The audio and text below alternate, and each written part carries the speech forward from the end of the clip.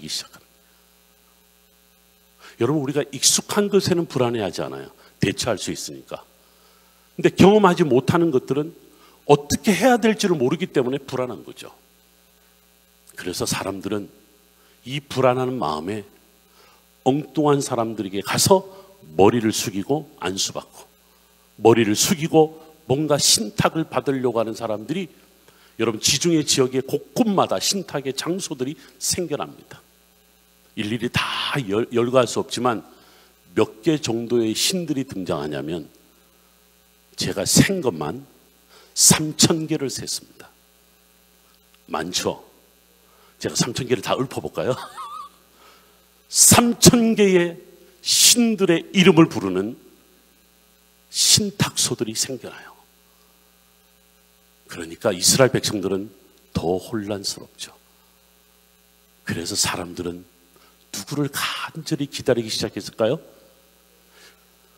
나 설교 오늘 여기서 끝내야 될 것 같아. 메시아를 간절히 기다리기 시작한 거예요. 그래서 사람들은 세례 요한이 메시아인가? 엘리야가 메시아인가?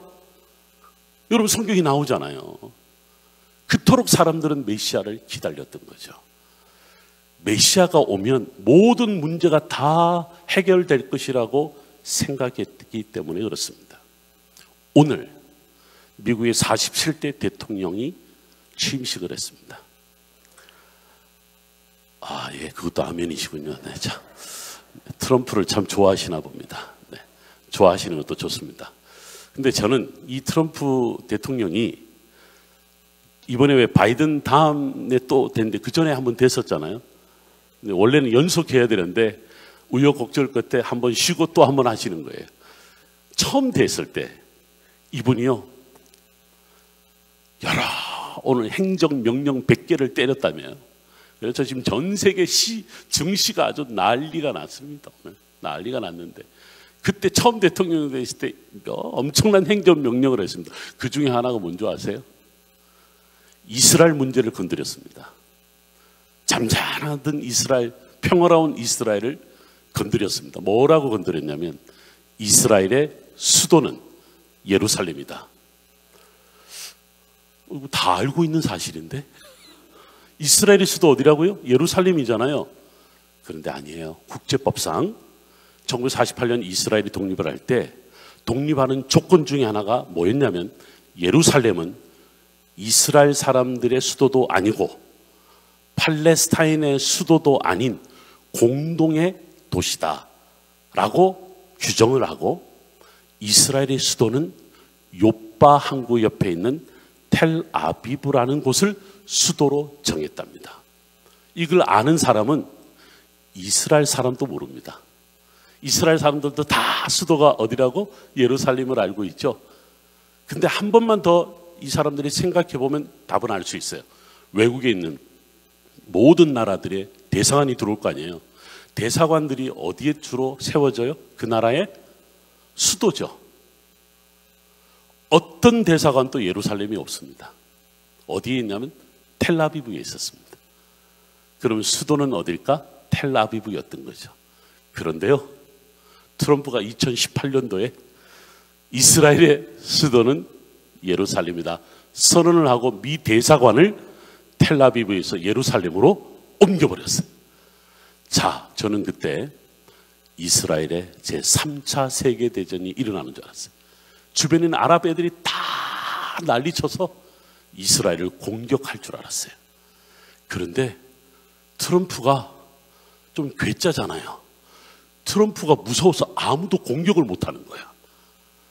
근데 이때 누가 환호를 했을까요? 전 세계에 흩어진 2,400만의 유대인들이 환호를 합니다. 이스라엘의 수도를 예루살렘이라고 지난 2000년 동안 누구도 선언하지 않았는데 트럼프가 딱 선언을 한 거예요. 미 대사관을 예루살렘으로 옮겼어요. 제가 그때 어느 신문사에다가 글을 하나 요청을 받고 써냈습니다. 뭔지 아세요? 트럼프는 고레스 왕인가? 이 제목을 딱 들었을 때 혹시 뭔가 떠오르지 않으세요? 예루살렘이라고 수도를 정하면 예루살렘에 곧 뭐가 들었을 것 같아요? 이게 성경 수준이, 왜 고레스 왕이 이스라엘 사람들에게 돌아가라 그러고 뭘 하도록 했잖아요. 그렇지. 역시 성전을 짓게 해줬잖아요. 지금 예루살렘에 성전이 없거든요. 로마가 파괴시킨 성전이 아직도 없거든요. 그래서 제가 제목을 트럼프는 고레스인가? 아마도 랍비들이 지금 아마 워싱턴으로 달려가서 트럼프한테 예루살렘 성전 짓게 해달라고 했을 것 같아. 아니라 다를까 500명의 랍비가 공식 문서를 만들어서 요청하는 편지를 보냈답니다. 아마도 트럼프가 그때 연속으로 대통령이 했으면 이스라엘의 예루살렘에 황금돔 치워버리고 예루살렘 성전이 지어졌을 거예요. 여러분, 이것을 모든 사람들이 지켜 사실은 봤어요. 왜냐하면 우리와 조금 다른 신앙을 가진 분 중에, 여러분들도 그런 신앙 가지고 있을 수 있어요. 황금돔이 사라지고 예루살렘 성전이 세워지면 메시아가 온다, 이런 생각을 하는 사람이 많았거든. 그래서 어떤 사람은 트럼프를 메시아라고 선언을 했어요. 이때는 아멘 하면 안 돼. 왜냐하면 우리의 메시아는 누구세요? 예수 그리스도 외에 누가 우리의 메시아입니까? 트럼프는 도움을 줄 수는 있어도 메시아는 아니잖아요. 자, 근데 사람들이요, 트럼프가 메시아인가? 난리가 났습니다. 아마 지금 이스라엘이 난리가 났을 겁니다. 여러분, 어저께 인질 교환이 이제 1차적으로 다 끝났잖아요. 바로 트럼프가 또 협박을 했거든요. 내 취임식 전까지 인질 교환해라. 참 대단한 사람이긴 해요. 이게요, 또 이스라엘을 요동치게 하고 있어요. 자, 이게 뭐냐면 오늘날도 마찬가지지만 그 2000년 전에 예수님 오시기 전까지 사람들은 누구를 기다렸을까요? 메시아를 기다렸어요. 메시아가 안 오셨어요? 오셨어요? 안 오신 분은 유대인이고요. 오신 분들은 누구예요? 기독교인, 그리스도인들이에요. 믿습니까? 아멘. 예수님이 오셨어요. 자, 제가 자료를 한번 보여드리려고 합니다. 우리가 오늘 이제 하나하나 배울 텐데, 예수님이 오셨는데, 오시면 어디를 들어가야 되냐면 예루살렘 성전으로 가서 내가 메시아다 라고 말씀하셨어야 되는데, 예수님이요, 예루살렘 성전은 안 가시고 어디로 들어가셨냐면 광야로 들어가셨어요. 광야로 들어가셨어요. 광야에 들어가서 뭘 하셨냐면 마귀로부터의 유혹에 맞서시게 됩니다. 이게 바로 유대광야입니다. 첫날 제가 보여드렸던 영상 기억나시죠? 그 영상 속에 그 그림이 바로 저 속입니다. 저기를 한번 걸어보자 라고 했었는데요. 40일 동안 주야로 금식하며 기도할 때 마귀로부터 시험받은 곳이 어디였냐면 바로 저곳 유대광야입니다. 자, 여러분들 보세요. 메시아는, 유대인들이 지금 또 기다리는 메시아는 광야에 들어가서는 안 됩니다. 메시아는 예루살렘 성전에 들어가서 내가 메시아다, 이제 내가 너희들을 통치할 거야, 내가 너희들을 구원할 거야, 심지어는 예루살렘 성전을 대체할 만큼의 대단한 파워를 가진 메시아. 여러분, 메시아 뜻이 뭐냐면 기름 부음 받은 자죠. 우리 구약 성경에서 기름 부음 받는 직업 3개가 있었죠. 뭐죠? 이제 여러분들이 실력을, 오늘 이제는 제가 이제 이쯤 되면 좀 친해졌죠? 안 친해지셨나? 네. 누구죠? 왕, 제사장, 선지자. 이 세 사람. 그러니까 이 세 사람은 대단한 파워가 있는 거죠. 영적 파워든 세상의 파워든 힘이 있는 자죠. 메시아는 기름 부음 받은 자면 왕 같은 사람이어야 되고, 제사장 같은 사람이어야 되고, 선지자 같은 사람이어야 되죠. 그런데 메시아로 오신 예수님이 어디를 제일 먼저 가셨어요? 광야로 가신 거예요. 왕이 왜 광야로 가지? 제사장이 왜 광야로 가지? 지금 또 유대인들이 예수님을 믿지 않는 여러 이유 중에 하나가 왜 광야로 가셨지라고 하는 겁니다. 여러분들 지금 첫날부터 오늘 5번째까지 오셨는데 어떤 생각이 드세요? 제가 계속 반복적으로 말하는 것 중에 하나님의 사람, 뭘 꼭 거쳤어요? 광야를 거쳤다. 광야의 뜻이 뭐다? 하나님이 말씀하시는 곳이다. 광야는 척박한 땅, 아무것도 얻을 수 없는, 꿈과 희망을 찾을 수 없는 곳으로 여겨지는 광야가 우리 믿는 자들에게는 그 광야에서 꿈을 발견하고 그 광야에서 하나님을 만나게 되고 새 힘을 얻게 되고, 그리고 광야에서 또 나아가는 삶은 이전과는 전혀 다른 삶을 경험하는 게 광야라고 배웠잖아요. 그래서 우리는 아브라함에 만났던 광야, 모세가 만났던 광야, 다윗이, 어이구 감사합니다. 또 누구를 만나요? 또 한 사람 오늘 새벽에 누구를 이야기했더라? 에스라 이야기했잖아요. 그런데 예수님은 이 땅에 오셔서 통치자로 오신 게 아니라, 로마 사람들을 물리치고자 오신 것이 아니라 똑같이 이들처럼 어디에 가셨다고요?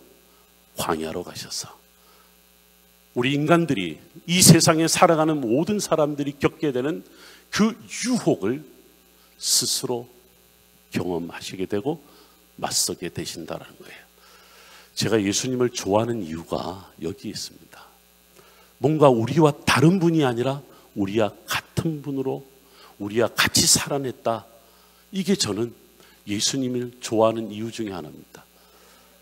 어떻습니까? 여러분들 하나님 너무 힘들어요 그러면 예수님도 힘드셨었는데 이런 생각 나죠?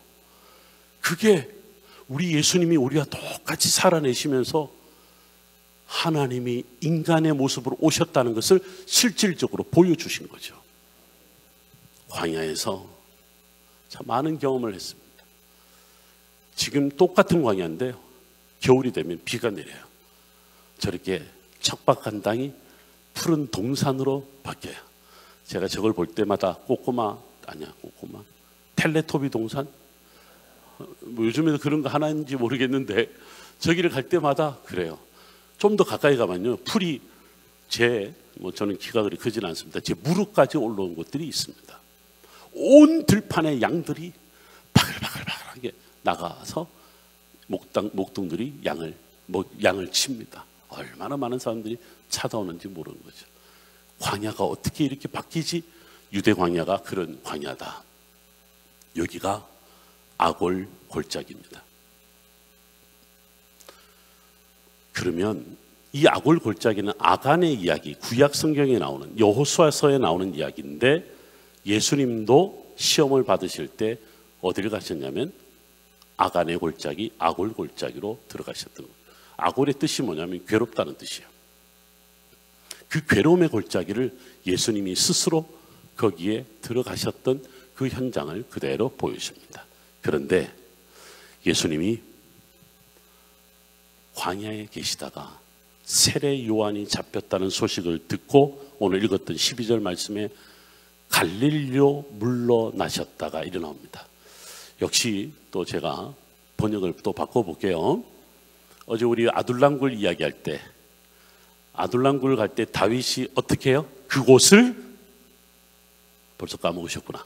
그곳 따라합니다. 그곳을 떠나 아둘람굴로 도망하매. 기억하시죠? 예수님이 광야를 떠나 갈릴리로 가셨다라는 말이 여기에 나옵니다. 정말 예수님이 더 좋아진 이유는 뭐냐면 예루살렘으로 가지 않고 저 갈릴리를 가셨다라는 겁니다. 오늘 예수님께서 갈릴리로 가신 이야기를 오늘 우리 읽었던 본문 중에서 발견할 수가 있는데, 이 갈릴리 땅이 어떤 곳이냐라고 할 때 여러분들이 읽었던 말씀 중에 16절에 보면 흑암에 앉은 백성이 사망의 땅에 그늘에 앉은 자들, 여러분 이게 바로 갈릴리라는 말의 대명사입니다. 갈릴리는 흑암에 앉아있는 백성들이 살아가는 땅이에요. 사망의 그늘진 땅에 살아가는 사람들이죠. 아둘람 굴에 다윗이 도망갔을 때 누가 찾아왔다고요? 환난 당한 자, 빚진 자, 원통한 자. 왠지 모르게 갈릴리가 아둘람 굴 같은 거죠. 예수님이 저 지금 보시는 장면 갈릴리를 갔는데 보면 사람들이 전부 다 와 해요. 왜냐하면 광야에만 있다가 저기를 갔으니까. 갈릴리 너무너무 좋다. 살만하다. 예수님 좋은 동네 사셨네. 이렇게 이야기를 해요. 근데 정작 성경에서는 저 땅을 가리켜서 흑암의 땅, 사망의 땅, 그늘의 땅 이렇게 표현을 해요. 왜 그랬을까? 저는 이스라엘로 유학 가기 전에 26살 때 배낭을 메고 어디를 갔냐면 저곳 이스라엘을 갔는데 제일 먼저 갔던 곳이 어디였냐면 바로 예루살렘도 아니었고 갈릴리였습니다. 제가 그 당시 석사 논문을 쓰기 전에 갈릴리 예수님이라고 하는 이 단어 하나가 한국 교회를 강타하고 있었거든요. 왜 그러냐면 갈릴리가 소외된 땅, 또 하나는 아웃사이더들의 땅, 즉 소외자들의 땅, 이런 이미지가 우리나라에 꽉 박혀 있을 때입니다. 여러분 기억하시는지 모르겠는데 우리 선배님들 다 기억하실 것 같은데 민중신학, 민중, 해방신학, 그게 너무 정치적으로 가서 문제였습니다만 원래는 이 모든 이야기의 시작이 뭐냐면 바로 이 갈릴리 사람들이라고 하는 데서 시작됐습니다. 기억하시잖아요. 우리나라 70년대, 80년대 얼마나 어렵게 살았어요. 공장에서 일하고, 그렇죠? 그 돈 몇 푼 받는다고 그냥 24시간 미싱을 돌리면서 살았던 그들, 그 어렵게 살은 사람들의 모습이 마치 성경에 나오는 갈릴리 사람 같았던 거지. 이렇게 보면 우리나라 사람들 중에 어렵게 안 산 사람이 어디 있어요? 몇 사람 빼놓고는 대부분 다 너무너무 어렵게 살았던 거죠. 그런데 왠지 모르게 기독교는 잘 사는 사람들의 종교, 뭔가 가진 자들의 종교처럼 잘못 비춰져서 교회가 그들로부터 점점 더 멀어지기 시작을 했었답니다. 그래서 많은 목회자들이요, 원래 예수님은 그게 아니야, 화려하게 오신 것도 아니고, 예수님이 부자들만을 위해서 오신 것도 아니고, 예수님이 저 높은 자리에 앉아있는 사람들을 위해서 오신 게 아니라 예수님은 광야에 오셨어. 흑암에 앉은 자들에게 오셨어. 그늘에 앉은 자, 슬피 우는 자들을 위해서 오셨어. 라고 예수님을 어디 숨겨놓지 않고 예수님을 모시고 나와서 그들 속에 들어가서 예수님처럼 살아낸 많은 사람들이 있습니다. 저는요, 목사가 되는 과정에 사실은 이 모습 때문에 저는 목사로 살고 싶었습니다. 나중에 배부른 목사가 아니라 기도하는 목사로, 정말 어렵고 가난하고 정말 슬피 우는 그들을 찾아가서 보듬어주는 그런 목사가 되고 싶어서 저는 이스라엘에 갔을 때 제일 먼저 달려갔던 곳이 어디냐면 바로 갈릴리였습니다. 그런데 갈릴리 땅이 너무 좋아요. 그래서 있는 내내 몇 개월 동안 아직도 헷갈렸습니다. 어디가 흑암의 땅이지? 어디가 그늘진 땅이지? 이게 저는 좀 혼란스러웠어요. 그래서 역사책을 다 뒤집어 봤어요. 2000년 전에 역사책을 다 뒤집어 봤어요. 하나하나 알아가는데 충격을 받기 시작합니다. 좋은 땅 전체의 땅 주인이 갈릴리 사람들이 아니더라고. 땅 주인이 다 예루살렘의 제사장들, 예루살렘의 돈 많은 사람들, 헤롯 밑에서 그냥 빌빌거리면서 그 옷자락 받고 겨우 빨아먹고 사는 기생충 같은 자들의 주인들이 다 저 땅의 주인들이더라고요. 그럼 저 사람들은 누구냐면 소작농들이에요. 그럼 보세요. 주인한테 뺏겨, 헤롯한테 뺏겨, 로마에게 뺏겨. 저 사람들 가진 게 뭐예요? 아무것도 없잖아요. 저게 보이는 게 다 보이는 게 아니더라고요. 2000년 전에 오셨던 예수님은 누구를 먼저 찾아갔냐면 이 갈릴리 사람들, 너무나 지쳐있는 그들을 찾아가서 그들을 고쳐주시고 회복시켜주시고 그들에게 복을 더하여 주셔서 너희들이 이 복으로 살아야지, 행복을 발견해야지, 그렇게 예수님이 쓸어 담아 주셨던 바로 그곳이었었죠. 예수님이 이쯤 되면, 여러분 혹시 부자가 계세요? 제가 볼 때는 다 인생의 쓴맛 단맛 다 보고 여기까지 와서 예수님 때문에, 예수님 아니면 행복을 발견할 수 없는 사람들만 여기 있어요. 예수님 때문에 행복한 사람들만 모였잖아요. 그러니까 예수님이 좋죠. 갈릴리를 찾아오신 예수님. 이 예수님이 갈릴리를 걷기 시작합니다. 걸으면서 사람들을 만납니다. 만나면서 야, 너 나와 함께 가자. 그 사람이 누군 줄 알고, 백그라운드가 무엇인 줄 알고 아무것도 모르잖아요. 근데 예수님 특별히 그 중에서 찾아간 마을이 하나 있었어요. 그 마을이 어디냐면 성경에 나옵니다. 우리 읽었던 말씀 13절에 보니까 어디에 가서 사시니? 내자. 가버나움. 저기가 지금 보시는 데가 가버나움이에요. 지금도 남아있어요. 예수님이 사셨던 가버나움이 있는데, 가버나움 이야기 참 많이 들으셨죠? 가버나움의 뜻을 알면 여러분들 더 가슴이 와닿는데, 위로받은 마을, 이런 뜻이에요. 제가 그래도 공부를 한답시고 유대인들이 갖고 있는 모든 자료 중에 가버나움이라는 지명이 나오는 게 있나 찾아봤어요. 어디에도 가버나움이라는 이름이 안 나타나. 그래서 제가 어떻게 글을 썼냐면, 가버나움은 원래 그 동네 이름이 아니라 예수님 때문에 생겨난 도시 이름이다. 예수님으로 인하여서 저 동네 사람들이 뭘 받았어요? 위로를 받았거든. 그 위로를 받은 사람들, 그들이 모여 사는 데가 뭐라고? 가버나움이에요. 특별히 저 땅은요, 헤롯 대왕이 죽고 난 다음에 세 아들이 땅을 분배하고 살았는데, 저기는 헤롯 빌립이라는 사람하고 예수님이 이 여우 같은 놈하고 뭐라고 그랬던 헤롯 안티파스라는 사람이 딱 경계를 이루고 사는 지역이었어요. 그래서 문헌을 찾아보니까 저 가버나움이 왔다 갔다 하는 사람들에게 국경세를 받았던 곳이더라고. 세금을 받는 곳이었어요. 온 동네 가는 데마다 돈 뜯어내는 사람밖에 없는 거예요. 여러분, 저기에서 세금 받는 사람 중에 예수님 제자가 된 사람이 있어요. 우리 오늘 읽었던 책의 저자 마태의 직업이 뭐였어요? 세리였거든. 세리가 바로 저기 가버나움 출신이거든. 가버나움에서 뭐 했다? 왔다 갔다 하는 사람한테 돈을 다 뺏었거든.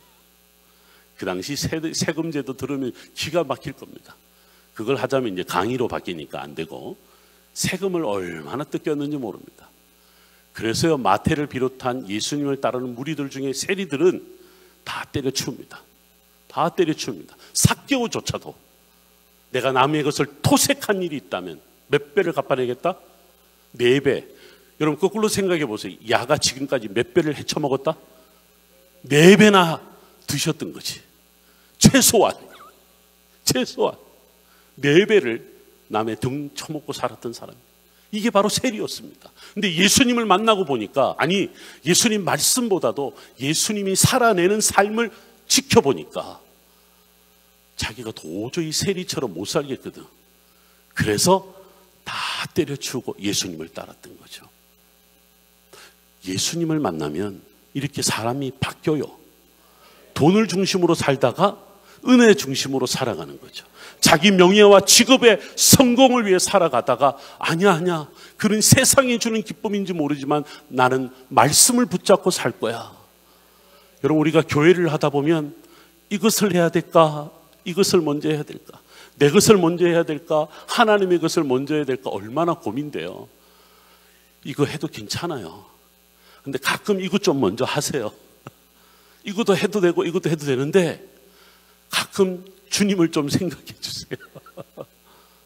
예수님을 만났던 사람, 아니 예수님이 다가가서 만나준 사람들이 메시아가 나를 찾아온 거잖아요.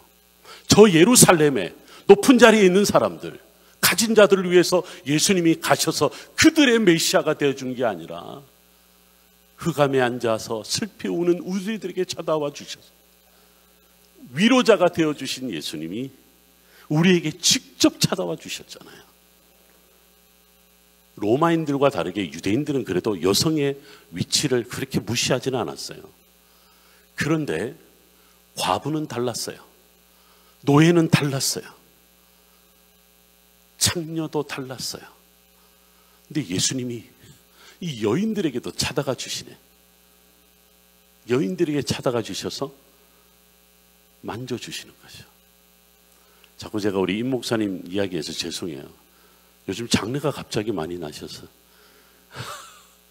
집회 중에 장례가 나는 것은 은혜인가요? 아멘. 근데 어저께 그 이미 돌아가신 시신을 이렇게 만지시면서 기도해 주시는 모습을 봤어요. 그래서 이렇게 오셔서 시신을 만진 손이에요. 이렇게 이야기하시는데 유대인들 같으면 그거 부정타다고. 그렇죠? 한 달 동안 분리, 격리시켜야 되는데. 근데 예수님은 우리 임 목사님이 가셔서 돌아가신 분을 껴안고 기도해 드린 것처럼 예수님도 어떻게 하셨어요? 창녀를 붙잡고 기도해 주셨어요. 죽은 자를 보듬안고 기도해 주셨잖아요. 이게 예수님이 갈릴리에게 가셔서 보여주신 모습이에요. 이게 위로자예요. 제가 오늘 좋아하는 형님이 저기 앉아 계셔요. 마스크를 쓰고 계시는데 저 우리 형님 볼 때마다 제가 사실은요 제가 익산 참 많이 왔거든요. 이쪽 동네를 와본 적이 없어. 저쪽 동네만 가서 저분 때문에 이재정 목사님 때문에 맨날 저쪽으로만 가서 복된 교회만 가서 이름 바뀌기 전에 1위 3관 교회만 가서 왜냐하면 기차에서 내리면 그 집 바로 앞이잖아요. 아휴, 갈 때마다 동상 왔어. 뭐 별일 이야기 안 해요. 동상 에스프레소 한잔 할까? 지리산 좀 걸을까? 근데 그냥 위로가 돼요. 형님을 볼 때마다 위로가 돼요. 여러분들에겐 저런 형님 같은 분 계세요? 여러분들 누굴 만나면 행복한 사람 있으세요? 있어야 돼. 요즘은 점점점 내 마누라가 위로자가 되죠. 늙었나 봐 이제는. 60이 넘어가니까 뵈는 게 그 여인밖에 안 보이더라고 이제는. 전에 같으면 아파도 뭐 아이고 내가 병원 가서 내가 알아서 하지 뭐 이랬는데 요즘에는 요것만 다쳐도 이거 좀 봐봐 이거 아파 죽겠어. 요즘은 우리 예수님이 우리 마누라 같아. 여러분들 그런 위로자가 있으세요? 있어야 돼. 교회예요. 여러분들 보고 싶어서 찾아오는 사람이 있어야 돼. 저분의 삶을 보면 도저히 저렇게 기뻐할 수가 없어. 그런데 이분은 교회에 오는데 보면 봉사하고 섬기고 자기 것을 다 내려놓고 먼저 와서 이 일을 하는 모습을 보는데 천사 같아. 여러분 그런 위로자가 여러분들이 되어주시기를 바랍니다. 예수님이요 갈릴리를 쭉 다니면서 제자들을 한 사람 세우는데 누구도 배운 사람이 없어요. 뭐 샴마이 학파다, 힐렐 학파다, 예루살렘의 어느 학파다 줄줄이 지금 예루살렘에 학당이 생겨나는데 헤롯 때문에 생겨나는데 갈릴리는 없었거든요. 그래서 전부 다 유학을 어디로 갔냐면 예루살렘으로 갔었거든요. 제자를 삼으려면 이런 똑똑한 사람들을 삼아야 되지 않겠습니까? 여러분 바나바나 바울이 다 그 학교 출신들이에요. 다 그 학교 출신들인데 이 갈릴리의 야들은 예루살렘 못 가요. 어떻게 가요? 비싸기도 하지만 제가 이야기한 김에 저기서 가버나움에서 예루살렘까지요. 제가 한번 걸었어요. 직진거리로 딱 200km예요. 딱 200km인데 근데 그 가는 길이 꼬불꼬불할 거 아니에요. 광야길도 있고. 그래도 26살 때 걸었으니 딱 일주일이 걸리더라고. 걷다가 자고 다시 걷고. 우리 예수 목사님도 갈릴리 사서 사역을 해보셨었는데 예루살렘까지 걸었어요. 일불로. 갈릴리 사람들이 예루살렘으로 가는 길이 그렇게 멀었을까 하고 한번 걸어봤어요. 일주일 걸렸어요.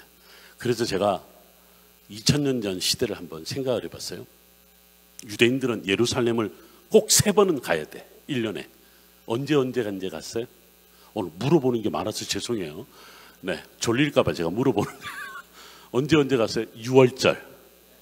또 77절. 왜? 77절이 성령 강림절. 또 가을에 하나 있지. 초막절. 요때는 무조건 예루살렘에 가야 되잖아요. 그것도 단대는 못 가도 최소한 6월절은 가야 돼요. 6월절은 출애굽을 기념하고 하나님의 약속의 땅에 넣어준 이 사건을 기념하는 거기 때문에 누구든지 예루살렘에 올라가야 시간을 보내게 돼요. 그래서 2000년 전에 달구지에 짐을 다 싣고 엄마, 아빠, 동생 또 달구지에 탈 수 있는 모든 가족들을 다 싣고 예루살렘으로 가는 길이 얼마나 걸렸을까? 보름이 걸렸답니다. 그럼 돌아오는데 보름, 가서 머무는데 보름, 한 달 반을 올라갔다 와야 돼. 이걸 1년에 몇 번 했었다? 3번 했었다. 그럼 몇 개월? 4개월 반. 언제 일해? 언제 농사 지어? 그러니까 갈릴리 사람들이 예루살렘을 갈 수 있어요, 없어요? 못 가요. 왜? 소작농이니까. 더더욱이. 저 비옥한 땅을 가꿔야 되니까, 일궈야 되니까, 그래야 먹고 사니까 예루살렘을 도저히 갈 수가 없어요. 근데 예루살렘에 있는 사람들이요, 갈릴리 사람들을 뭐라고 부르는지 아세요? 저놈들 봐라. 유대인들인데 예루살렘 안 올라오네. 성전에 안 올라오네. 그래서 이렇게 부릅니다. 토라를 모르는 유대인들. 여러분, 이 말이 무슨 말이에요? 유대인들이 토라를 모른다는 말은 뭐래요? 유대인이 아니란 말이에요. 유대인인데 유대인이 아니래. 그래서 예수님 시대가 지나고 난 다음에 100년쯤 위대한 랍비 하나가 이런 말을 남겼습니다. 갈릴리 사람들은 토라를 모르는 유대인 얘기 안 하고 토라를 모르는 죄인이다, 이렇게 불렀습니다. 왜? 예루살렘에 올라오지 않는다는 이유 하나만으로. 예수님이 이런 말을 하신 게 생각이 나요. 나는 누구를 부르러 온 것이 아니라, 누구를 부르러 왔다고요? 죄인을 부르러 온 것이 아니라, 아니지, 의인을 부르러 온 것이 아니라 죄인을 부르러 왔다. 그러면 갈릴리로 가신 이유는 누구를 찾아갔다는 거예요? 죄인을 찾아갔다는 거지. 기가 막히죠. 그래도 예수님이 예루살렘에 못 가지만 그래도 안식일에 예배를 드리기 위해서 회당을 찾아오는 일들이 있었죠. 그래서 지금 회당을 찾아가는데, 여러분들 지금 남아있는 요 옛날 그래픽으로 만든 건데요, 이게 바로 회당입니다. 2000년 전의 회당이 아직도 남아 있습니다. 이 회당을 찾아가셔서 예수님이 귀신도 쫓아내고 병도 고쳐주고 안진뱅이도 일으키시고 눈먼 자를 고쳐주시고, 이 사람들에게 토라를 가르쳐주지 않으셨어요. 어려운 율법을 가르쳐주지 않았어요. 지금처럼 여러분 저처럼 이렇게 막 성경을 뒤집어 파고 이러지도 않으셨어요. 일로 와, 기도하자. 기도하니까 기적이 일어나는 거예요. 기적이 일어나는데 사람들이 막 몰려들기 시작해요. 몰려들어서 사람들이 막 예수님하고 성경 듣고 싶어 하는 거예요. 마태복음 그 다음 5장, 6장, 7장 산상설교를 하셔요. 올라가셔서 남자만 5,000명이 모였다. 이 정도는요, 갈릴리 사람들의 10분의 1이 몰려든 거예요. 갈릴리 여자들은 세지도 않았죠. 남자들만 5,000명이었더라. 이 사람들이 와서 예수님 말씀을 듣기 시작하는 거예요. 수많은 사람들이 몰려와서 예수님의 말씀을 듣는데 이 회당을 중심으로 성경을 보게 됩니다. 예수님이요, 이렇게 3년을 갈릴리에서 먼저 사람을 살리시는 거죠. 그리고 예수님이 그 다음에 드디어 예루살렘을 가세요. 이제 예루살렘을 가세요. 여러분, 나중에 예루살렘을 가시게 되면, 아니 예루살렘을 다녀오신 분들조차도 예루살렘을 가시면 골고다 언덕은 꼭 가십니다. 근데 여러분들 그 골고다 위치가 어딘지를 꼭 아셔야 되는 이유가 예루살렘 성 안이 아니고 성 바뀝니다. 무슨 말이냐면 예루살렘에 가셨을 때 성전에 가셔서 내가 메시아라고 말씀하신 것이 아니라 어디에 가셔서 골고다 언덕, 즉 예루살렘 성 밖 서쪽 언덕에 십자가에 못 박히시면서 죽으시고 부활하셨던 거죠. 예루살렘을 가셨어도 그 모든 사람들이 호산나 호산나 하면 예수님을 따랐을 텐데 예수님은 정작 성전으로 들어가지 않고 죽음의 골짜기에 가셔서 죽으시고 부활하셨다. 여러분, 지금 저곳이 솔로몬 성전이 있었던 곳입니다. 헤롯이 또 지었던 성전이 있었던 곳에 무슬림들이 떡하니 황금도움을 만들어놨습니다. 저 역사 과정은 참 안타까운 현실입니다. 제가 예루살렘에서 한인교회 목회를 한 12년, 14년 정도 했었는데요. 기도할 때마다 늘 기도하는 그 교회가 하나 있었어요. 감남산에 예수님 눈물교회라는 곳에 가서 기도했습니다. 그날따라 눈이 그렇게 많이 왔어요. 이 해발 7, 800m 정도 있다 보니까 차가 다니지를 못하죠. 한참 걸어서 저 교회에 늘 가서 기도하는 곳에 앉아서 기도합니다. 저곳은요, 예수님이 예루살렘을 바라보면서 예루살렘아 예루살렘아 하며 탄식하며 우셨다 해서 눈물교회라고 하는 곳인데, 여러분도 혹시 보이실까요? 십자가 저 뒤편에 자세히 보면 황금돔이 보입니다. 제가 저 십자가를 바라보며 저 너머에 황금돔이 보이는 그곳을 향해서 하나님, 모든 사람들이 저 성전 짓겠다고 전쟁을 치르고 저 빼앗겠다고 전쟁을 치르고 지켰다고 또 전쟁에 승리했다고 환호하는 사람이 있는데, 예수님은 당신 육체가 성전이라고 가르쳐 주셨는데 저거 지었다고 전쟁에서 이겼다. 유대인들을 보면서, 무슬림들을 보면서 너무 안타까운 거예요. 그래서 늘 시간만 되면 저기 가서 예루살렘 성전을 바라보며, 있었던 그곳을 바라보며, 주님, 이 땅이 예수로 인하여 행복하게 하여 주옵소서. 어저께 제가 간증했잖아요. 예루살렘 교회가 지금 라면 사역한다고. 제가 담임 목회할 때는 라면 사역을 못했어요. 왜냐하면 K푸드가 뭔지를 몰랐으니까.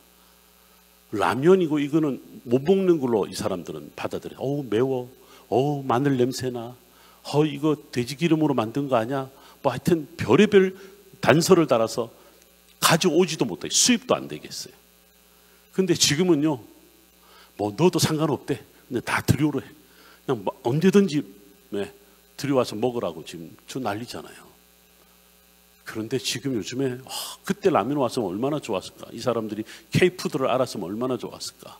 매일 라면을 좀 먹을 수 있었을 텐데, 그 라면 때문에 사람들이, 팔레스타인과 유대인들이 코를 쳐박고 맛있게 먹고 또 한 그릇 달라 그러고 또 맛있게 먹고, 어디서 봤는지 김치 없어요 이래요.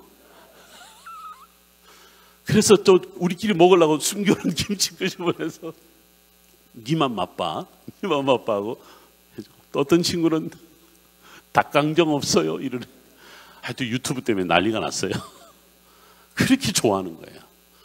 그래서 제가 중간에 앉아있고 여기는 유대인, 여기는 팔레스타인이 앉아서 제가 그랬어요. 라면이 예수님이다. 라면으로 인해서 이 사람들이 이렇게 행복하니까, 그렇게 서로 하나 되자, 평화를 이루자 해도 절대 같이 안 앉는 친구들이 뭐래요? 라면 한 그릇 갖고 평화를 이루는 거죠. 이게 예수님이구나. 먹는 것 때문에 사람들이 이렇게 행복하니 얼마나 감사해요. 저 보이는 게 다가 아니라 사람들은 예수로 인하여 행복한 것을, 그 라면 하나 땀을 뻘뻘 흘리며 그 더운 여름인데도 좋아하는 모습에서, 혹시 우리 교회에서 라면 좀 끓여서 라면 좀 먹으러 오라고 그러면 더 많이 오지 않을까? 제가 예루살렘 교회에 목회할 때요, 제가 이래봬도요, 청빙 과정에서 담임 목사로 청빙받을 때 100%의 찬성표를 받고 제가 담임 목사가 됐어요. 아무런 반응이 없으시구나. 100% 찬성 받는 게 쉽지 않거든요. 교인이 몇 명이었냐면 3명이었습니다. 야들은 제 제자들이라 반대했다간 죽을 것 같으니까 다 찬성했습니다. 이제 3명을 데리고 목회를 해야 돼요. 교회를 렌트를 했는데 렌트비가 없잖아요. 그래서 제가 아르바이트로 가이드를 시작한 거예요. 교회 렌트비 내려고. 사례비를 못 받으니 어떻게 해요? 제가 또 일을 해야 되잖아요. 또 통역하러 나가고 열심히. 그래서 제가 목회 방침이 뭐였냐면 공항에서 공항까지 포트 투 포트. 뭐 갑자기 무슨 배달하는 것 같죠? 택배 회사 같죠? 그게 뭐냐면 공항에 누가 오면 제가 마중 나가요. 그리고 데리고 와서 집도 얻어줘요. 학교도 입학시켜줘요. 또 뭐 문제가 있으면 제가 통역을 다 해요. 그리고 집에 이제 떠난다 그러면 제가 공항까지 나가서 세계에서 3번째로 맥도날드가 비싼 나라가 이스라엘이거든. 세트 메뉴가 25,000원 하니까. 지금은요 터키가 35,000원이에요. 미치지 않았어요? 그거 하나 잘 먹여서 보내는 이 목회를 제가 한 14년간 했던 거죠. 그런데 하나님 3명 갖고 계속 예배를 드릴 수는 없잖아요. 그래서 제가 결단을 했어요. 하나님, 제가 그래도 유학생으로 담임 목회를 하는데 부흥의 경험을 주세요. 어떻게 제가 담임 목사가 됐는데 100%의 찬성을 얻어서 담임 목사가 됐는데 부흥의 결실을 주옵소서 하고 열심히 기도했습니다. 토요일마다 사람들이 한 명 오는데 얘들의 목적은 뭐냐면 청년들이 많이 왔어요. 한국 한인들 교회 가면 점심때 한식을 먹을 수 있다. 이것 때문에 교회 오는 거예요. 그래서 제가 성지순례객들이요, 권사님들이나 우리 장로님들 오셔서 왜 이렇게 한국에서 이렇게 가져오시는 뭐 먹거리 있잖아요. 그걸 또 다 두고 가시는 경우가 많이 있어요. 어떤 분은 김치 먹다가 남은 거 뭐 이렇게 뭐 하여튼 한국에서 가져온 거 먹다, 이 목사님 이것도 드려도 돼요? 무슨 소리요? 다 주세요. 그걸 이만큼 받아서 토요일 날, 주일 날 예배 시간에 딱 풀어놓잖아요. 아이들이 행복해요. 아하, 전도가 이거구나 해서 제가 소문을 내기 시작합니다. 예루살렘 교회를 가면 예루살렘의 최고의 가이드 한 명이 있다. 이 가이드는 왜 최고냐면 순례자들의 먹거리를 다 빼앗는다. 이 빼앗아서 우리한테 준다. 이 소문이 나기 시작을 했어요. 실제로 제가 일부러 소문을 냈으니까. 어느 날 보니까 30명이 예배를 드려요. 어쨌거나 저쨌거나 왔잖아요. 몇 배의 부흥이 일어났잖아요. 그래서 매주 제가요 막 준비해갖고 애들에게 어느 날은 오뎅 주고 가면 오뎅 주고, 어느 분들은 만두까지 갖고 오는 분들이 있더라고요. 만두국 끓여주고 하여튼 별의별 짓 다 하면서 예배를 드리기 시작했습니다. 그런데 나중에 누가 오기 시작하냐면 목사님들이 들어오기 시작해요. 그러니까 유학생들이죠. 목회자들이 교단을 초월해서 오는데 이분들이 오는 목적이 또 있더라고요. 왜 온 줄 아세요? 이분들이 먹거리가 없어서가 아니에요. 김진삼 목사가 최고의 가이드라는데 아르바이트를 배워보려고 오시는 거예요. 그럼 제가 어떻게 해요? 또 열심히 가르쳤죠. 열심히 가르쳐서 아르바이트 얻어주고 여행사 사장을 붙잡고 다니면서 이 목사님 나한테서 배워서 좋은 안내자입니다. 제발 좀 일 좀 주세요. 제가 이런 일도 했었습니다. 그렇다 돈 1원도 받은 적은 없어요. 우리 교회 나오기만 하면 되니까. 제가 우리 교회 안 나오면 확 잘라버리려고 그랬거든. 일 주면 안 된다. 그래도 또 제가 좀 착해요. 그래서 안 나와도 할 수 없지 하고 막 어느 날 보니까 교인이 50명이 돼요. 50명이 자 밥 주고 데리고 오고 가이드 일거리 얻어주고 데려왔잖아요. 근데 그걸로 교회가 아니잖아요. 교회는 뭐 하는 곳이에요? 예배하는 곳이잖아요. 그래서 제가 어느 날 우리 교회 목사님 20명이 계셔서 다 모았어요. 목사님들, 우리가 이제 예배합시다. 아니 우리 예배 드리잖아요. 아니 그거 말고 수요 예배 드립시다. 목사님들이랑 나는 다 찬성할 줄 알았어요. 이거 제가 목사님들을 디스해서 죄송해요.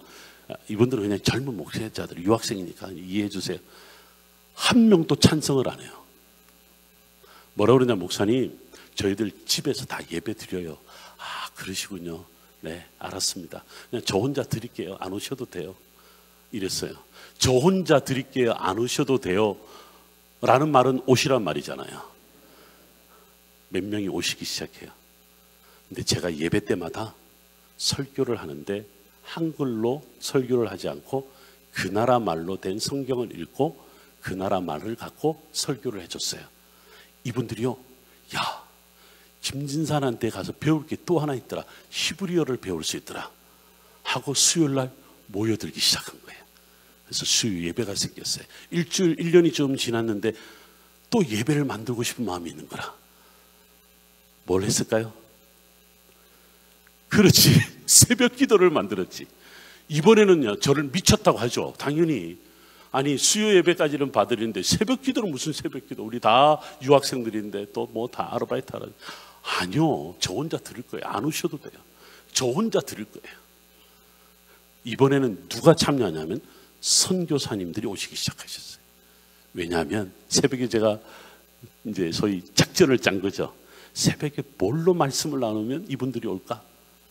유대인들에게 어떻게 복음을 전할 것인가? 히브리어로 어떻게 복음을 전할 것인가? 이게 예루살렘 한인사에 소문나기 시작한 거죠. 그래서 창세기 1장부터 매일 한 장씩 히브리어로 성경을 읽고 이 문장에서, 이 말씀에서 유대인들이 무엇으로 감동받는 줄 아십니까? 하고 딱 40분 하고 또 어떻게 해요? 아침밥을 또 제가 지어서 또 다 먹였죠. 와이프가 고생만, 와이프 이야기를 안 했구나. 제가 다 한 것처럼 이야기하는데 우리 와이프가 다 도와줬죠. 다 먹였습니다. 그러니까 오면 영육간에 강건함을 얻고 가니까 예배가 세워지는 거죠. 교인이 점점점 늘어나서 제가 떠나올 때 한 100여 명 정도, 한인사의 3분의 1이 우리 교회에 나오기 시작한 거예요. 그래서 제 후임이, 이분은 아예 처음부터 선교사세요. 그래서 시작한 게 뭐냐면 베들 라면을 시작한 거예요. 많은 사람들은 이번에는 먹거리도 있고 말씀도 있고 예배도 있으니까 누가 나오기 시작하냐면 유대인들이 나오기 시작해요. 안식일날 우리가 예배를 드릴 수밖에 없어요. 토요일날 안에서 찬양하고 노래하고 그러면 유대인들 막 화가 나고 어떻게 안식일날 감히 악기를 다뤄, 뭐 난리가 납니다. 그렇든 말든 상관없이 우리는 외국인이니까 얘네들 공격을 할 수가 없어요. 막 그 찬양하는데 한 명 한 명씩 기웃거리기 시작합니다. 기웃거리기 시작하는데 쟤네들은 무슨 언어를 사용하지? 어떤 노래를 사용하지? 하면서 들어와서 이들이 예배 시간에 앉기 시작합니다. 제가 하루 그렇게 경험을 했기 때문에 여러분들에게 말씀을 드리는 거죠. 그들 속에 하나님의 말씀이 들어가서 유대인이지만 예수님을 믿는 메시아닉 유대인들이 점점 생겨나기 시작을 했습니다. 지금 이스라엘에는요, 예수님을 믿는 유대인들, 소위 메시아닉 유대인들이 점점 늘어나고 있습니다. 점점 늘어나고 있습니다. 많은 사역자들이 이스라엘을 위해서 기도하고 유대인들에게 복음을 전하면서 이들이 변화되는데, 그런데 그 변화는 다른 게 아니더라고요. 먹는 것도 아니고 즐겁게 해주는 것도 아니라 예배를 드리니까 오게 되는데, 이들이 예배를 드리면서 무엇에 관심을 두기 시작하냐면 바로 예수님이 십자가에 못 박혔다. 이거는요, 유대인들이 더더욱이 믿기가 어렵잖아요. 나무에 달린 자는 저주받았다라고 신명기에 나오잖아요. 그래서 이 사람들은 예수님을 절대 못 믿는데 예수님을 믿기 시작합니다. 여러분, 이게 바로 골고다 언덕 처음 출발하는 장소입니다. 골고다 언덕 십자가의 길 비아 돌로로사라고 하는 첫 번째, 두 번째 길이 시작되는 곳입니다. 여러분들 성지순례를 다녀오신 분들이 있으면 저 길을 가셨을 겁니다. 그리고 저기 뒤에 무슨 사람 하나 보이는데, 그걸 이제 제가 저 길을 걸어가고 있는데요. 이게 골고다로 올라가는 길입니다. 예수님이 또 쓰러지고 또 쓰러지시고 한 그곳이 지금 장사하는 사람들의 길거리가 됐지만, 그러나 그 길은 여전히 남아 있습니다. 자, 여기가 바로 골고다 언덕입니다. 어느 사진작가가 저와 함께 성지순례를 다니면서 아주 좋은 작품을 하나 만들어서 저한테 선물을 해주셨는데, 골고다 언덕 모습입니다. 죽음의 땅.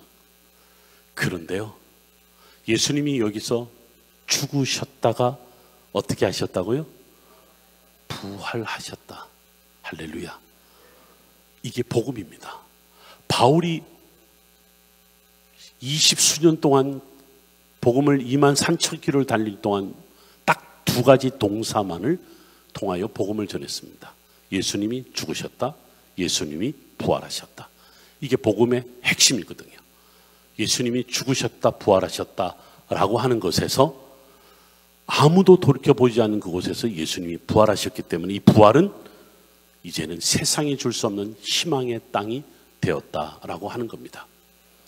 지금 여러분들 저 단어가 뭐냐면 빨간 글자로 적어놓은 것이 예슈와 로 예슈라는 말인데 유대인들이요 예수님의 이름을 왜곡시켜서 부릅니다. 예수님의 이름은 원래 예슈아입니다. 예슈아 히브리 말로 구원자라는 뜻입니다. 근데 유대인들은 뭐라고 부르냐면 예슈라고, 우리말하고 달라요. 예슈라고 해요. 예슈라는 말이 뭐냐면 그의 이름이 영원히 지워질 것이다. 저주의 말입니다. 그래서 우리가 이스라엘에서는 예수님이 이야기하면 분명히 뭐라고 그러냐면 예슈아라고 합니다. 이 양반이 지금도 이스라엘 사람들이 기다리는 메시아들 중에 한 명입니다. 또 한 명이 있습니다. 트럼프입니다. 또 이번에 또 등장하셔서 이분이 또 아마 메시아가 되지 않을까. 그런데 이 트럼프도 유대인들의 어떤 메시아라고 자칭하는 사람들도 사람들에게 희망을 가져다 주지는 못합니다. 오히려 전쟁으로 우리를 불안하게 하고 세계 경제로 인하여 우리를 불안하게 할 뿐 그들은 메시아일 수가 없는 거죠. 왜냐하면 죽었다가 살아나신 분이 아니기 때문에.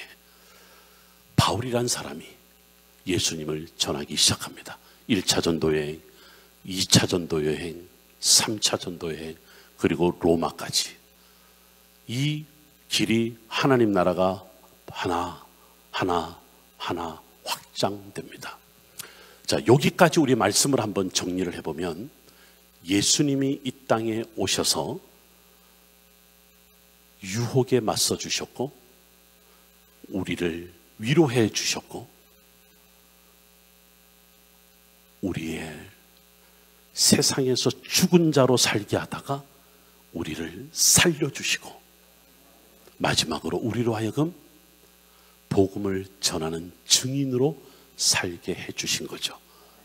이게 바로 예수님이 우리에게 찾아오셔서 우리가 어떤 일을 하기를 원하느냐를 가르쳐 주신 것이 예수님 스스로가 그대로 살아주셨다는 겁니다. 제가 첫 시간에 이렇게 이야기했습니다. 구약 성경은 이것을 가르쳐 주고 신약 성경은 이것을 가르쳐 줍니다. 신약 성경은 뭘 가르쳐 준다? 내가 누구인가? 신약 성경은 내가 무엇을 할 것인가? 그래서 우리는 4시간 내내 하나님의 백성이다. 그리고 하나님의 백성은 성경의 땅에 서 있다라고 하는 것을 확신을 갖게 되었으면 이제는 세상 속에서 너희가 어떤 사람이 되어줘야 된다? 부디 유혹에 맞서는 자로 살기를 원합니다. 부디 위로하는 자가 되기를 원합니다. 부디 죽음을 경험하지만은 부활을 경험하기를 원합니다. 부디 나 혼자만 여기에 머무는 것이 아니라 복음을 전하는 증인이 되기를 원합니다. 이 과정 하나하나 보여주는 삶을 그대로 살은 사람이 누구냐면 바울입니다. 이 배를 타고 로마로 갑니다. 배 밑창에 그가 넘어져서 갑니다. 로마에 있는 콜로세움입니다. 배를 타고 쭉 다니면서 그가 복음을 여기가 이제 유명한 디모데를 제자로 삼았던 루스드라지요. 그리고 바울이 걸어 다녔던 어느 한 산을 넘어가는데 저 골짜기를 따라서 걸어간 길리기아 관문이라는 곳인데요. 저 길을 위에서 보고 싶어서 저 산 위에까지 올라갔어요. 제가 바울을 얼마나 좋아하는지. 이 사람이 누구냐면 접니다. 네. 바울에 제가 미쳐서요. 바울이 걸어 다녔던 지역을 웬만한 데는 다 가보려고. 제가 여러분들 아니었으면 지금 그리스 땅이 어디 있을 텐데 정말 저 길을 다니면서 바울이 보고 싶었던 거죠. 산 꼭대기까지 올라가서 바울이 1차 끝내고 나서 2차, 3차 걸었던 길을 길리기아 관문을 보고 싶어서 저 언덕을 갔던 거죠. 에베소에서. 그리고 마가는 도망가 버렸지만 바울과 바나바가 넘어섰던 그 산길이 지금도 그대로 남아 있어요. 바울이 3차 전쟁을 마치고 예루살렘으로 가던 그 길도 남아 있습니다. 그리스 아테네에 있는 아레오 바고가 우리 눈앞에 펼쳐져 있습니다. 신화들이 넘쳐나는 곳이죠. 그럼 여기가 바로 로마에 바울이 복음을 전했던 그 흔적이 남아있는 지역인데, 여러분들 요 뒤쪽에 콜로세움이 보이죠. 그 앞에 개선문도 보이고, 이곳은 바로 바울이 갇혔던 감옥입니다. 감옥이고, 그리고 바울이 참수대에서 목이 달아나서 순교당하는 바로 그 장소에 세워진 교회이기도 합니다. 우리가 말씀을 이제 좀 맺어가 보려고 합니다. 신약 성경의 우리 3번의 시간의 첫 번째 시간은 예수님으로 인하여서 우리가 누구인가를 발견했으면 예수님으로 인하여 어떻게 살 것인가를 오늘 우리가 말씀을 통해서 한번 나눠줘 봤습니다. 예루살렘 출신 바울은 예수님을 만나고 예루살렘을 떠났습니다. 예루살렘을 떠나서 바울이라는 이름, 낮은 자, 작은 자라는 뜻을 가진 그 이름으로 그 이름이 바뀌어서 그렇게 예수로 살아가며 낮은 자로 살아갔던 것을 볼 수가 있는 겁니다. 목사가요, 아무리 예수님처럼 사세요, 바울처럼 사세요 이렇게 말해도 그렇게 사는 게 쉽지 않아요. 그래서 제가 좋아하는 찬양 중에 예수님처럼 바울처럼 그렇게 살 수, 이게 안 돼요.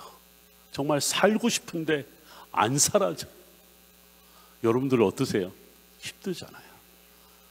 저는 이 우리 사랑의 동산 선지 동산에서 기도하는 내내 오늘은 이 결단이 있으면 좋겠습니다. 딴 거 다 안 해도 돼. 하나만 해봅시다.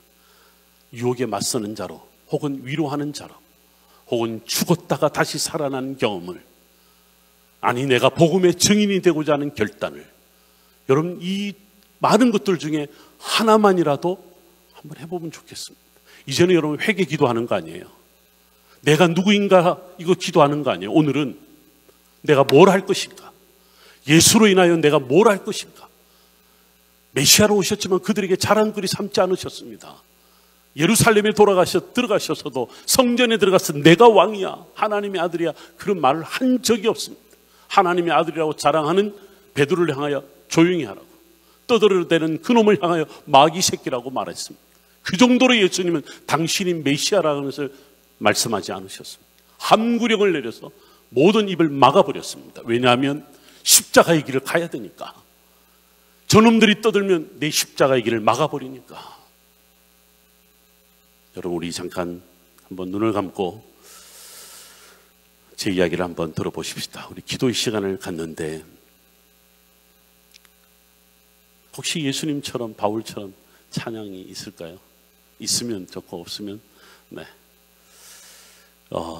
눈을 감고 제 이야기 한번 들어보십시오. 제가 성지순례 순례자들과 함께 십자가의 길을 갈 때마다 예수님이 첫 번째 쓰러진 장소에 가서 그들과 이렇게 기도합니다. 여러분, 예수님이 여기서 첫 번째 쓰러진 흔적, 저 돌 보이죠? 저곳이 예수님이 쓰러지셨을 때 그 당시 로마 시대의 돌이 지금도 있습니다. 예수님이 쓰러지셨을 때 사람들이 막 욕을 하고 돌을 던지고 침을 뱉고 그 모진 고난을 당하는 순간에 예수님은 어떻게 반응하셨을까요? 나한테 왜 그러냐고, 내가 뭘 그리 잘못했냐고, 갈릴리에서부터 여기까지 오는 동안 내가 어떻게 살았는데 나한테 왜 그러냐고 라는 말을 한마디도 하지 않으셨습니다. 변명도 하지 않으셨습니다. 돌을 던지면 돌을 맞고 침을 뱉으면 또 당하고 그렇게 쓰러지고 또 일어서고 또 쓰러지셨습니다. 저 같으면 아마 변명하고 그러지 말라고 외치고 그들과 몸부림치며 싸웠을 겁니다. 근데 예수님은 단 한마디도 말씀하지 않으셨습니다. 왜 그러셨을까? 예수님은 그 길을 가야 하니까, 그 길을 가야만 하나님의 백성들이 살아날 수 있으니까. 예수님이 뭔가 그들과 부딪히면 그들은 살 수 없으니까 그냥 예수님은 또 참고 또 참고 그 길을 걸으셨던 거죠. 여러분, 예수로 사는 것이 이겁니다. 여러분들 왜 교회 다니냐고, 왜 11조 내냐고, 네 시간을 좀 가지라고, 너 바쁜데, 네가 계획하는 일들이 다 있는데 뭘 교회 가서 네 인생을 다 드려. 야, 요즘 목회자들 보니까 이상하더라. 교회가 이상하더라. 별의별 소리를 우리 형이 다 합니다. 앞으로 더 거세질 겁니다. 근데 여러분들, 그들을 향해서 항변하고 있습니까? 그럴 필요 없습니다. 여러분들, 그들을 향해서 변명하고 싸울 이유가 하나도 없습니다. 왜냐하면 우리가 걸어가야 할 길이 있으니까. 그들이 침을 뱉으면 침을 맞으십시오. 당하십시오. 돌을 던지면 맞으십시오. 그냥 우리는 우리의 길을 가는 거죠. 사랑하는 여러분, 예수님은 그 길을 그렇게 뚜벅뚜벅 한 걸음 한 걸음, 그 골고다 언덕, 남들은 다 죽음의 언덕이라고 말했던 그곳을 향하여 포기하지 않고 올라가셨죠. 그리고 죽으셨죠. 그리고 부활하셨습니다.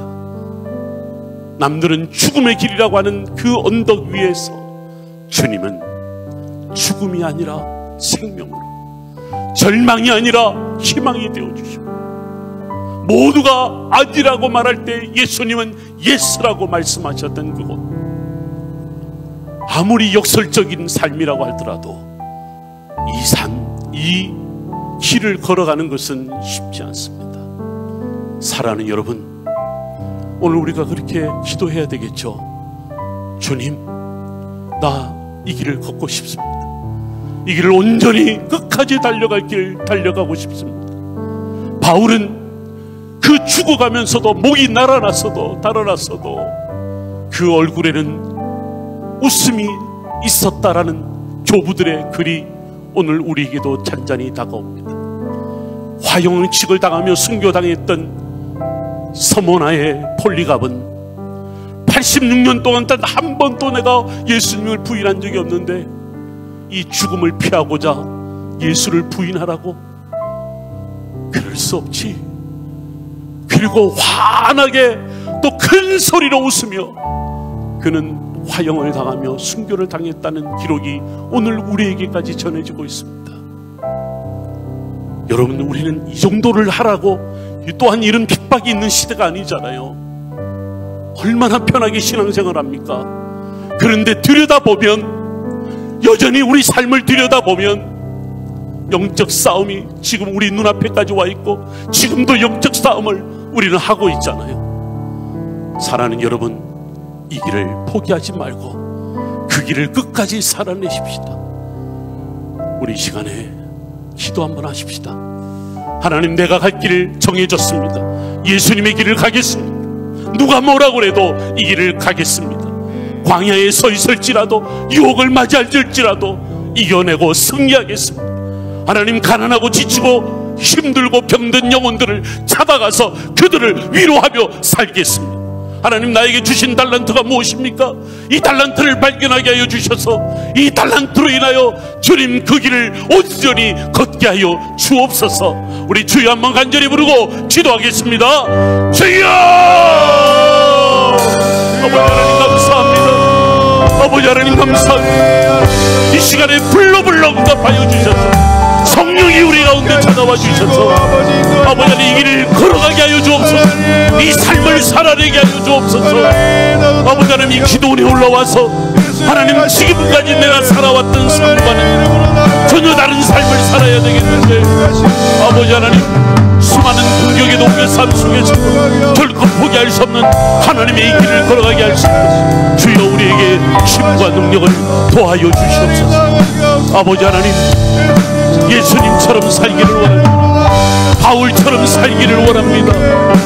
아버지 하나님, 수많은 안타까운 영혼들이 방황하는 이 길거리에 그들을 찾아가 그들에게 복음을 전한, 그들을 위로하며 주여 그들 속에서 온전히 하나님 말씀으로 살아갈 수 있도록 인도하여 주옵소서.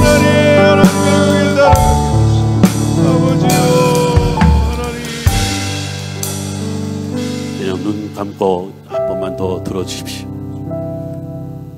제가 시간이 되면 잠깐 간증도 하는데요. 오늘 기도하는 가운데 김진사 목사, 너는 행복한 자인가? 지난 삶을 돌이켜보면 너에게 가장 행복한 순간이 언제였는가? 지금 여기에 서 있는 너가 행복하다면 무엇이 너를 행복하게 했는가? 이런 기도하는 가운데 제게 예전의 삶이 하나가 기억이 납니다. 여러분, 제가요 멀쩡하게 보여도 좀 아픕니다. 다른 건 아픈 건 아니고요, 한쪽 눈이 보이지 않습니다. 한쪽 귀가 거의 들리지 않습니다. 유학을 갈 때 의사 선생님이 어떻게 이 귀와 이 눈으로 유학을 가려고 하느냐, 나중에 뭐 크게 지장은 없겠지만 그래도 계속 한쪽 눈으로 읽어야 되고 공부해야 되고 한쪽 귀를 들고 언어를 배워야 되는데 어떻게 그 일을 하려고 하냐. 아직도 20대 중반의 그 나이에 저를 위로해 주셨던 의사 선생님이 그 말이 아직도 기억이 나네요. 그때 제가 그분에게 그랬습니다. 선생님은 교회를 다니시는지는 모르겠지만 저는요, 이스라엘에 가서 유학하는 것이 제 꿈인데 다른 게 아니라 하나님의 말씀을 배우고 싶어서 갑니다. 좀 안 들리면 안 들리는 대로, 못 보면 못 보는 대로 그냥 그렇게 살아내 보겠습니다. 그렇게 해서 제가 가서 1년, 2년 공부하는데 보는 것도 힘들고 듣는 것도 힘들더라고요. 근데 제 마음속에 하나님이 보내셨으니까 들려주시겠지, 포기해 주시겠지. 사실은 누구에게 말을 잘 못하고 그래 부딪혀보자, 어차피 하나님 앞에 던진 내 삶인데 예수님처럼 살겠다고, 바울처럼 살겠다고 여기까지 하나님이 보내셨는데 뭔들 못하겠냐.